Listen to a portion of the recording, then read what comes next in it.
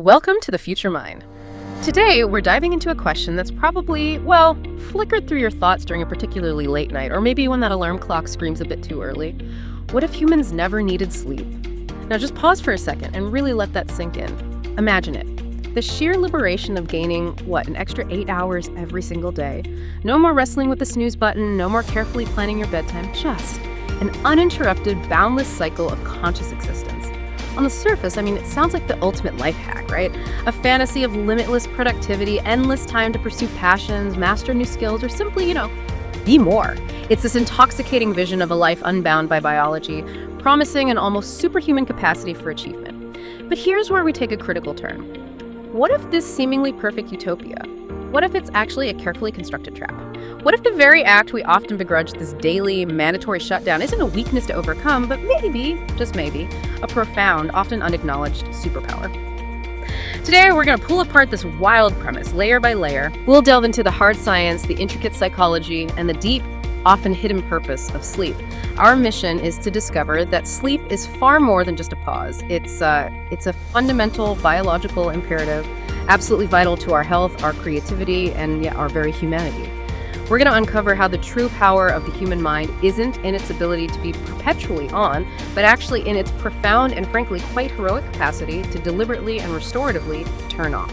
Yeah, that notion that sleep is merely an inconvenient interlude in our day, a period of inactivity we could ideally just bypass. That's one of the most significant misconceptions about human biology. Far from being passive, sleep is, in fact, an extraordinarily active and essential process. The body and brain are working incredibly hard. Without this profound physiological maintenance, our minds wouldn't just become a little fuzzy or, go wild. They would fundamentally fail, literally collapse under the weight of their own operation. It's not just about resting weary muscles. It's about a complex, orchestrated series of biological routines that are absolutely critical for survival and optimal function. And one of the most astonishing examples of this active maintenance happens in a process that's critical to brain health. It's known as the glymphatic system. The glymphatic system. Okay. You can really think of this as the brain's own incredibly sophisticated janitorial service. A janitor for the brain. I like that. Exactly. And what's fascinating is that it operates with peak efficiency, precisely when we are in the deepest stages of non-REM sleep. To illustrate, maybe imagine a vibrant, bustling city. Right. Throughout its active hours, people move, work, consume, and in doing so, they produce waste. Sure, makes sense. Garbage trucks, street sweepers. Right. And if that waste isn't regularly and efficiently collected and disposed of, the city quickly becomes congested, polluted, and eventually just uninhabitable. Our brain functions in a remarkably similar way. As our billions of brain cells are constantly active firing, forming connections, processing thoughts, memories, sensory input all day long, they generate metabolic waste products.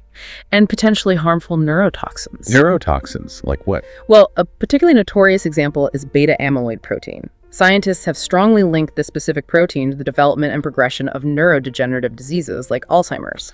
Okay. I've heard of beta amyloid. Yeah. So during deep sleep, something really incredible happens. The brain's cerebrospinal fluid, that clear fluid bathing the brain and spinal cord, is actively pumped throughout the neural tissue. It effectively flushes out this accumulated waste, literally cleansing the brain at a cellular level. It's like a highly efficient plumbing system kicking into high gear. Wow. This deep cleaning ensures that the brain's intricate neural networks can function optimally without being clogged or compromised by these toxic byproducts. So if I'm understanding this right, it's not just about feeling refreshed, like wiping the slate clean mentally. It's literally about preventing a toxic buildup. A buildup that could have severe, really long-term consequences for our actual cognitive health. Absolutely. It's physiological housekeeping. It makes you wonder then, if someone were to consistently deprive their brain of this glymphatic process, how quickly would we start seeing real damage, like irreversible damage? Are we talking weeks, months, or is it years before this toxic accumulation becomes genuinely critical? This isn't just about feeling a bit sluggish the next day, is it? That's an excellent and crucial distinction to make. While the immediate effects of sleep deprivation, the fatigue, the irritability, maybe poor concentration, those are noticeable within hours, definitely by the next day. But the long-term consequences of consistent chronic sleep restriction on the glymphatic system, they're far more insidious and profound. Research indicates that even a single night of severe sleep deprivation can lead to an immediate, measurable increase in those beta amyloid levels in the brain. Just one night. Wow. Just one night shows a difference. Now, prolonged periods, let's say weeks or months of consistently getting inadequate sleep, maybe 5 or 6 hours instead of 7 or 8, don't just temporarily impair the system. They can lead to a sustained reduction in its efficiency. The brain simply doesn't get enough time in those crucial deep sleep stages where this cleaning primarily occurs. Right, because the cleaning crew basically doesn't get enough time on the job. Precisely. So over time, this chronic inefficiency means that the waste products accumulate at a rate faster than they can be cleared out. Now, the exact timeline for irreversible damage, that can vary. It depends on individual physiology, genetics, lifestyle factors, other health conditions. Sure, makes sense. But the scientific consensus is crystal clear. Consistent long-term sleep deprivation significantly increases the risk for these neurodegenerative conditions. It accelerates the buildup of proteins like beta amyloid and another one called tau. Essentially, it's laying the groundwork for severe cognitive decline years, maybe even decades down the line. Decades. It's a cumulative effect. Think of it like allowing plaque to build up in your arteries. The damage isn't immediately obvious, but it's steadily progressing beneath the surface, silently compromising your future brain health. Okay, that puts an entirely new perspective on the urgency of sleep. It's not just a nice to have for feeling good tomorrow, it's literally a biological imperative for, well, staying cognitively healthy long term. And it's not just about this physical cleaning in the brain, right? It's also profoundly tied to how our minds process and organize information. That's something we feel the impact of much more immediately, I think, than the slow march of neurotoxins. I often think of sleep, kind of like you said, maybe not a janitor, but like the mind's own librarian, where all the day's scattered notes and experiences get properly filed away. Can you elaborate on that connection? Sleep and memory, how does that work? Absolutely. The librarian analogy is quite apt, actually, because beyond the vital physical cleanup, sleep plays an indispensable role in memory consolidation and cognitive restoration. Throughout our waking hours, our brains are just constantly bombarded with new information, experiences, sensory data. We're reading, learning, talking, observing. It's this continuous input stream. Right, information overload sometimes. Exactly. And this raw data is initially stored in what we might call temporary holding areas in the brain, primarily the hippocampus. Without sleep, it would just remain disorganized, like a massive pile of books dumped haphazardly on the library floor. Makes it nearly impossible to find what you need later. It is during our nightly slumber, specifically during the distinct stages of deep sleep, also called slow-wave sleep, and REM sleep, that the brain actively works to sort, file, and consolidate all this information. So it's not passive. The brain is actively doing something with the memories. Very actively. During deep sleep, new facts and experiences, what we call declarative memories, are actively transferred from the hippocampus, that temporary storage, to more permanent storage sites in the neocortex. It's like the librarian meticulously taking each new book and placing it on its designated shelf, creating a logical system for retrieval later on. Then, during REM sleep, the rapid eye movement stage, there's more emphasis on integrating these new memories with existing knowledge, strengthening emotional components of memories, and even making novel connections between ideas, which we can touch on later when we talk about creativity. Okay, so the brain is actively working during sleep to cement those memories. That explains perfectly why the age-old advice about pulling an all-nighter for an exam usually backfires, doesn't it? You might feel like you've crammed a lot of information in, but if you don't give your brain that crucial processing and filing time, it just doesn't get stored properly. It's hard to pull it back out when you need it. Precisely. That all-nighter strategy is a classic example of working against your brain's natural processes, not with them. You might feel like you've absorbed a lot of material, maybe you can recall some of it immediately after, but without that period of consolidation, the new information isn't properly indexed, integrated, and stored. It becomes incredibly difficult to recall under the pressure of an exam. Yeah. Studies have repeatedly shown this. Students who get a full night's sleep after learning new material perform significantly better on tests than those who sacrifice sleep to cram more. Think of it like trying to navigate a complex filing system where all the labels have been ripped off and the folders are just tossed everywhere. You might know the information is in there somewhere, but retrieving it becomes this huge, frustrating task. Makes total sense. And moreover, beyond just memory, sleep is a non-negotiable requirement for overall cognitive restoration. It impacts a whole range of functions we rely on constantly, every single day. We're talking about our attention span, the ability to focus intensely on a task without getting easily distracted. It affects our decision-making capabilities, allowing us to weigh options clearly, think logically, and make sound judgments. And crucially, it's vital for emotional regulation. helping us manage our feelings, our responses to stress, maintaining a balanced mood. Right, the crankiness factor. Exactly, the cranky, forgetful state we often experience after even just one night of poor sleep isn't just a sign of temporary inconvenience. It's a clear, urgent signal from your brain. It's literally begging for the essential rest it needs to perform these critical functions properly. It's like your mental operating system is running on critically low power, making every single task feel exponentially harder. And what's particularly illuminating here is the striking parallel between the physical toll of sleep deprivation and the effects of something seemingly different: constant digital interruptions. Oh, interesting. How so? Well, we often compartmentalize these, right? Sleep loss is one thing, technology overload is another. But their physiological consequences are surprisingly similar and deeply interconnected. Research has increasingly shown how persistent interruptions and distractions in our waking lives, especially from our hyper-connected digital world, the pings, the notifications, the emails, can mimic the detrimental effects of actual sleep loss. Mimic them, like in the body. Yes. Physiologically. Yeah. Imagine a typical workday or even just downtime. Constant notifications pinging, emails flooding in, the urge to check social media, trying to switch between multiple tasks or browser tabs. All this creates a state of perpetual vigilance and fragmented attention. This isn't just mentally tiring, it has a profound biological impact. Both chronic sleep deprivation and this constant digital overload lead to elevated levels of stress hormones. We're talking about adrenaline and cortisol, the body's ancient fight or flight hormone. Oh, right, the stress hormone. These chemicals are designed for acute short-term threats, like escaping a predator, not for a continuous low-grade baseline state that we often live in now. When these hormones are persistently high, day after day, they push the body into a state we term chronic allostasis overload. Allostasis overload. Okay, break that down. Sure. Allostasis is basically the body's remarkable ability to maintain stability by actively changing its internal environment in response to stressors. It's adaptation. But overload means the system is perpetually working overtime, constantly adapting, constantly stressed, never getting a chance to return to a calm, balanced baseline state. This chronic overload isn't just uncomfortable, it's insidious, it's destructive, it's strongly associated with a range of serious long-term health issues. Hypertension, high blood pressure, a weakened immune system making us more susceptible to illness, and this pervasive mental fatigue that goes way beyond just feeling tired. Like burnout. Exactly, a deep systemic exhaustion that permeates everything, cognitive, emotional, physical. So the endless alerts on your phone and skipping out on proper sleep are, in a very real biological sense, performing similar damage to your entire system.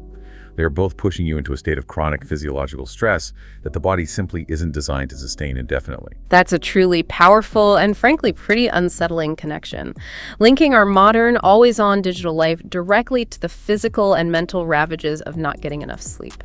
It really blurs the lines between this theoretical what if humans never slept and our actual what is, doesn't it? Okay, so let's unpack this further then. Given that understanding, let's really step into that fantastical, yet, as you say, increasingly disturbing world of a sleepless humanity.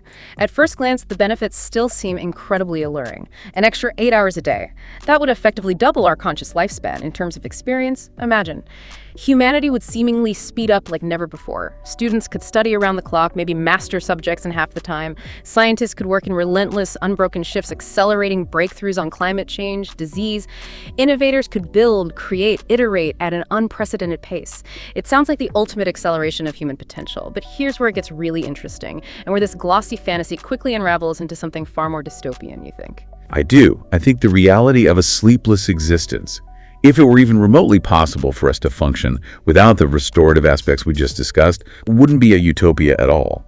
Instead, it would likely be the ultimate, devastating culmination of all the most damaging aspects of our current modern culture, just amplified to an unimaginable and relentless degree. Okay, like what? Give me an example. Well, let's consider one of the most pervasive cultural norms right now, the glorification of busyness. Oh, yeah. Busy is the new badge of honor. Exactly. In our current world, busyness has somehow transitioned from just a practical necessity to an aspirational status symbol, hasn't it? It's often equated with competence, importance, ambition. We wear our exhaustion like proof that we're valuable and productive. Totally. How are you? So busy. It's almost a competition. Right. A sleepless society would represent the final destructive endpoint of that specific cultural norm. With no biological need for rest, no mandatory period of logging off, there would genuinely be no reason to ever stop. Imagine a workday that doesn't just stretch into the evening, but seamlessly rolls into the next morning and the next, with zero pause. Oh, God. This environment would inevitably give rise to a social and professional culture of hyper-performance, where everyone is perpetually on the go, perpetually visible, perpetually accountable. There'd be no dark hours to hide in, no quiet corners for contemplation. Every single moment would be an opportunity for engagement, productivity, or contribution. The pressure would be immense, constant. Unbearable, I'd imagine. The illusion of productivity would be absolute. Everyone would be doing something all the time. But the reality, as we've just discussed with the cognitive and physiological impacts, would likely be catastrophic. The chronic stress, the gnawing anxiety from constant demands, the guilt for maybe not doing enough, the pervasive sense of inadequacy that already plagues people who feel they aren't busy enough. These would become the default, inescapable state for every single person. No escape valve. None. Yeah. And crucially, the quiet moments of rest and reflection, which are absolutely essential for true insight, for genuine creativity, for deep thought, for emotional replenishment, they would disappear entirely. They'd be replaced by a frenetic, ultimately meaningless pursuit of more. A constant churning without any real purpose or profound output. It's a treadmill that never stops, and critically, you could never ever get off. Yeah. The very concept of downtime would just become obsolete, alien. Wow. Just constant motion, constant visibility. And if we connect that to the bigger picture of how our brains are wired and interact with the world, this perpetual state of onness would also create a global environment of constant, overwhelming hyperstimulation. Think about sleep as a crucial natural boundary. It's a mandatory biological mechanism forcing us to disconnect. From the digital world, from external inputs, from the endless stream of information, it's our hardwired reset button. Okay, yeah. A forced pause. Exactly.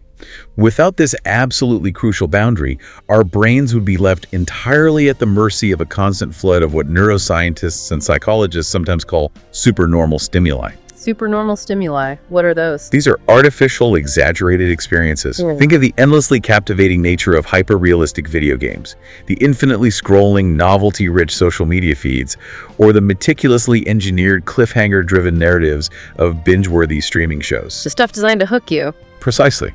They're all designed to elicit a stronger, more intense response in our brains than natural real-world experiences. They are optimized to grab and hold our attention using intense novelty, immediate gratification, and potent emotional triggers. They push our buttons way harder than, say, watching a sunset or having a quiet conversation. Okay, I see. They're like junk food for the brain, almost. That's a good way to put it.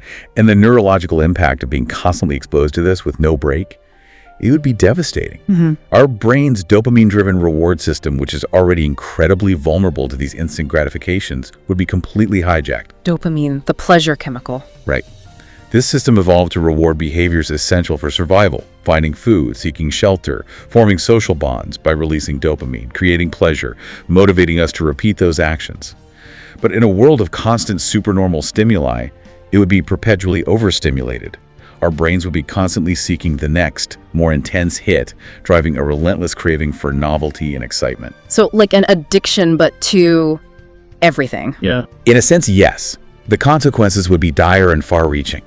Our brains, already being conditioned even now to crave these quick, intense bursts, would become utterly desensitized to the slow, gentle, and often subtle rhythms of natural life. It's the same process of desensitization that compels someone to seek out more extreme content online or higher doses of a drug to get the same effect.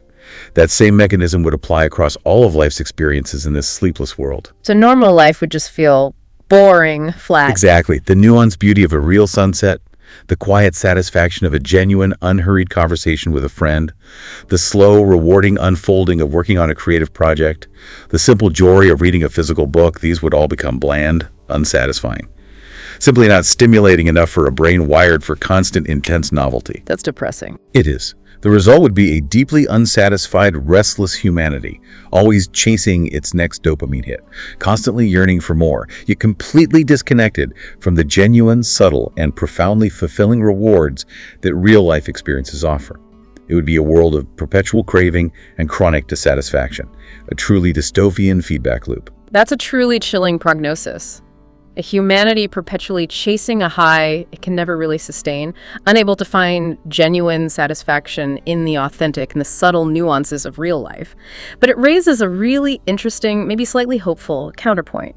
Is this desensitization purely a biological inevitability? Couldn't a sleepless humanity, in theory, learn to regulate this dopamine feedback loop, maybe create new cultural mechanisms, new rituals to find deeper, more natural satisfaction, given that the biological need for sleep is removed?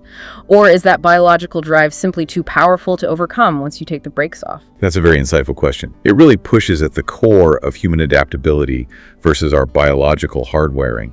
And, humanity possesses an incredible capacity for adaptation and cultural innovation. That's undeniable. However, the fundamental drives of our neurobiology, particularly the reward system, are deeply ancient. They're incredibly powerful forces shaped over millennia. If we were to remove the mandatory reset of sleep, the brain's baseline state of arousal and its demand for stimulation would likely remain chronically elevated. It would be continuously primed by these readily available supernormal stimuli. So the temptation would always be there, stronger than ever. Exactly. While it's theoretically possible to attempt conscious regulation or institute cultural shifts, maybe mindfulness practices become mandatory or nature exposure is scheduled, the sheer, relentless 24/7 exposure to hyperstimulating options would make it an uphill battle of unprecedented scale. Think about our current struggles with screen addiction or compulsive shopping or unhealthy eating habits, even with the necessity of sleep forcing some downtime. Yeah, we're not doing great with those already. Right. Now imagine that compulsion amplified by having 30-50% more waking hours every single day, with no forced disengagement period. The brain's reward pathways are highly plastic, meaning they adapt readily to what they're exposed to. If they're constantly bombarded with intense artificial stimuli, they will recalibrate their baseline of what feels good or rewarding. Natural, subtle rewards would simply struggle to register as rewarding enough to compete. So the deck would be stacked against finding that natural satisfaction. Heavily stacked, I would argue.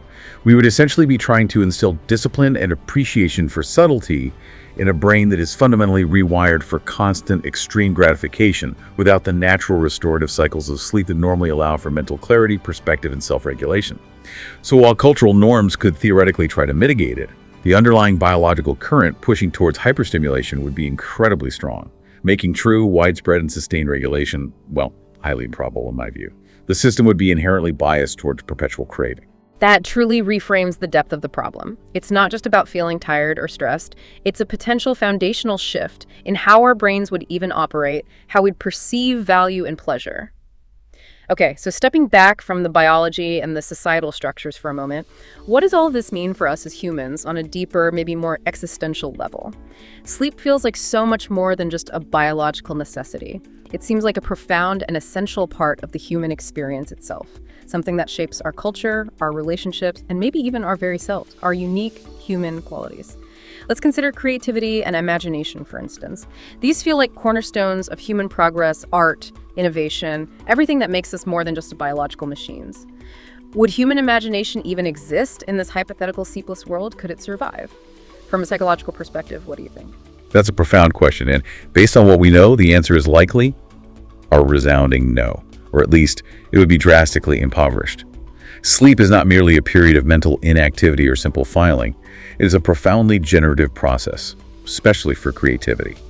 It's during sleep, particularly REM sleep, but also in the transitions between stages, that the brain, free from the logical constraints and linear thinking of our waking hours, really goes to work making novel connections. Like brainstorming in your sleep. Kind of, yeah.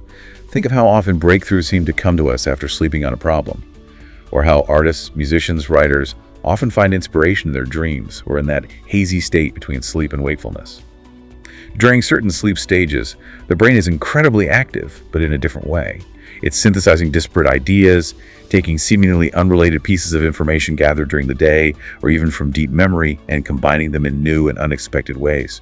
This nonlinear processing is absolutely crucial for creative problem solving and those sudden aha moments of insight.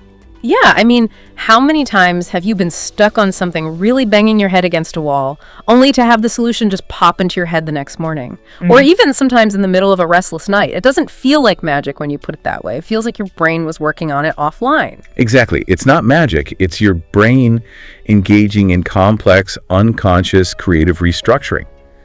Think about the late-night talks with friends that veer into weird philosophical territory, or the crazy, vivid dreams that might spark a new artistic vision or reveal a hidden feeling, or even just those moments of quiet reflection when you're simply allowing your mind to wander without an immediate goal. These are the mental white space. It's where imagination breathes, where connections are made, where innovation truly thrives. Without those essential periods of deliberate disengagement and unconscious processing, our world, our thinking, would likely become much more sterile, much more linear, efficient perhaps in a brute force kind of way, but utterly devoid of the unexpected bursts of insight, the leaps of faith, the creative synthesis that have propelled humanity forward throughout history. Every great invention, every artistic masterpiece, every profound philosophical shift. Think of famous stories like Mendeleev reportedly seeing the structure of the periodic table in a dream, or Kekulé visualizing the benzene ring as a snake eating its tail. These often have roots in nonlinear, sometimes sleep-related or dreamlike moments of thought. So the superpower of a sleepless mind wouldn't really be super at all. It'd be more like rote robotic execution. That's a chillingly accurate way to put it, I think. Incredibly efficient at known tasks, perhaps, but devoid of genuine ingenuity, revolutionary thought, or those truly transcendent sparks of human imagination. Okay, that really highlights how much of our intellectual, our artistic legacy, everything that feels uniquely human, is intertwined with our ability to just switch off. And this raises an even more fundamental question, maybe. What about the social fabric? What about our connections, our relationships? These define so much of our happiness and well-being. How would they fare in a world that never sleeps? That's perhaps one of the most poignant aspects to consider. Sleep is far more than just a personal biological need. It's also, in many ways, a deeply social and communal experience. It's the unspoken ritual that structures our family lives, our intimate relationships, those precious, quiet moments of shared rest and vulnerability. Think about the comforting rhythm of a household winding down for the night, the bedtime stories for kids, the last quiet conversations with a partner before drifting off, or even just the simple intimacy of waking up beside someone you love. These are moments steeped in presence and a kind of shared vulnerability that happens when the day's hustle stops. Yeah, those quiet moments are special. They really are. A world without sleep would tragically lose so much of this essential human texture. We would lose the late-night talks with friends, those deeply confessional conversations where vulnerability and profound connection often emerge under the cover of darkness and shared exhaustion when our usual defenses are down. True, some of the best talks happen late at night. And it would erase the simple yet profoundly comforting experience of, say, cuddling in bed on a rainy day, or just being quietly together. Moments that define so much of our emotional bonding and human connection. These moments are built on a foundation of genuine presence, shared vulnerability, and undivided attention qualities that would become almost impossible to cultivate consistently in a perpetually hyper-stimulated society. Because everyone would always be doing something else or thinking about the next thing. Exactly. Instead of those cherished moments, you'd likely see a culture of constant, continuous partial attention, as some sociologists call it. Everyone might be physically present, yes, but mentally distracted, always on for the next task, the next piece of information, the next ping from a device, the next supernormal stimulus calling to them.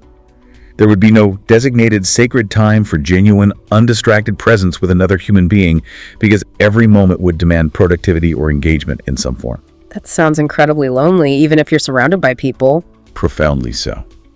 This absence of deep, intentional connection would inevitably lead to a pervasive and debilitating sense of loneliness and isolation, even in a world populated by billions. Our connections would risk becoming transactional, shallow, ultimately unfulfilling. The deep emotional resonance that comes from truly being present with another person would be tragically lost. The human heart, much like the brain, seems to need its quiet, reflective, connected moments to truly bond and thrive. And you know what's truly fascinating, and perhaps as you said, chilling about all this, is that the question, what if humans never slept, isn't merely some theoretical fantasy about a better future or an abstract dystopian thought experiment. It is in many profound ways a cautionary tale about our present reality, right now. How do you mean? Well, we are already, consciously or unconsciously, living in a culture that increasingly treats sleep as a weakness, as an inconvenient luxury, or an obstacle to be minimized, hacked, or overcome in the name of productivity. Yeah, the sleep is for the weak mentality is definitely out there. It is. And it's a culture that relentlessly glorifies busyness, equating constant activity with personal worth and societal success. And, as we discussed, it's a culture that constantly vies for our attention, pulling us in a million different directions with an unending barrage of notifications, demands, endless streams of stimulating information. So we're kind of already living a low-grade version of that sleepless world. In many disturbing ways, yes. We have already begun to live as if we never needed to sleep, or as if we needed much less than we actually do. We fragment our focus, perpetually bouncing from one task to another, one screen to another, rarely allowing for proper breaks or true mental downtime. We relentlessly condition our brains with hyperstimulating content until we feel exhausted, burned out, and profoundly disconnected, not just from others, but critically from our own inner selves, our deeper needs, our own body signals. The very symptoms we've just described to this theoretical sleepless world, the chronic stress, the erosion of creativity, the pervasive sense of dissatisfaction, the increasingly shallow human connections, these are already manifesting widely in our lives today. This is happening simply because we are not consistently honoring our fundamental biological and psychological needs for rest, reflection, and genuine connection. The line between the what if and the what is has become disturbingly, dangerously blurred. Okay, that's a sobering thought. But here's the hopeful part, right? Here's the beautiful, empowering truth in all of this. We have the power to change this trajectory. Unlike the hypothetical inhabitants of that dystopian sleepless world we've imagined, we still have a choice. We still have sleep. We do. And maybe the ultimate act of defiance in a world that constantly demands our attention, our energy, our perpetual onness, is to deliberately choose to rest, to choose to disengage, to prioritize those quiet, restorative processes that make us uniquely human. It's actually an act of courage, isn't it? To step off that relentless treadmill, even for a little while each day. It really is. It goes against the grain of so much modern pressure. Yeah. It is an act of courage to turn off your phone, maybe for an hour before bed or during dinner, to silence the notifications and genuinely be present in a conversation or a meal, or just a quiet moment with yourself. It's an act of intention to practice deep work, to actually focus intensely on a single important task without constant interruption, allowing your mind to truly engage, create, build something meaningful. It's an act of self-awareness, maybe even self-compassion, to embrace boredom sometimes, to just allow your mind to wander, to make those novel connections we talked about that fuel creativity, rather than immediately reaching for the next distraction the second things get quiet. That tolerance for boredom is becoming rare, but it's so important. Yeah. It feels crucial, and most profoundly maybe, it is an act of integrity to honor your fundamental need for rest. To find value not just in how much you accomplish, but in the quality of your focus, the depth of your connections, and the richness of your internal life. Sleep is not a weakness to be overcome. It's a fundamental pillar of our well-being. It is the essential time when we reclaim our humanity, our creativity, our inner peace. It's when we transform from just being, productive cogs in a machine into whole, insightful, and deeply connected human beings. Beautifully put. It's reclaiming ourselves. So, as you go about your day, or maybe as you prepare for your next period of rest tonight, here's a thought to ponder. What will you choose? To be a character swept along in a game of perpetual motion, always on, always chasing the next stimulation, or to be a deliberate creator, someone who understands, cherishes, and actively harnesses the profound restorative power of a good night's sleep. Thank you so much for joining us on this exploration into the future mind. We really hope this has given you something truly valuable to think about, maybe even inspiring a moment or two of intentional rest in your own life. Until next time, take care of yourselves, and please remember the power of turning off.